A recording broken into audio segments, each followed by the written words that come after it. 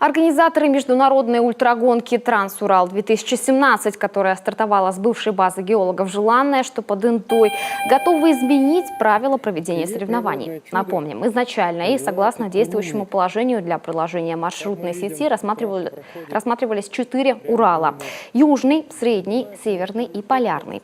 Коми с самой протяженной горной цепочкой из этого списка выпадала. Как объяснил причину руководитель оргкомитета, еще несколько лет назад наш Урал считался труднодоступным и не обладающим условиями для принятия больших групп туристов. Отчасти на закрытости отражаются и охраняемые территории парк Юга-2 и Печоры-Илжский заповедник. Однако власти республики помогли разобраться с административными барьерами и предложили использовать в качестве основного лагеря базу «Желанная». Там есть теплые помещения и электричество. Сейчас мы думаем как раз про следующий этап. Это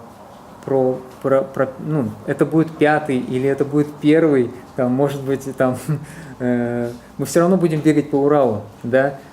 Какой это будет Урал и как это в каком-то будет формате, там, Коми или Янау, или здесь Полярный Урал, или там Северный Ледовитый океан, это все обсуждается, это все в процессе.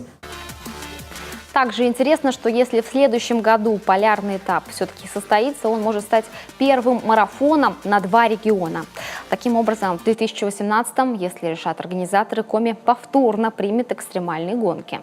Отметим, сейчас на месте находится наша съемочная группа. Результатом ее работы станет фильм о том, как все это проходило.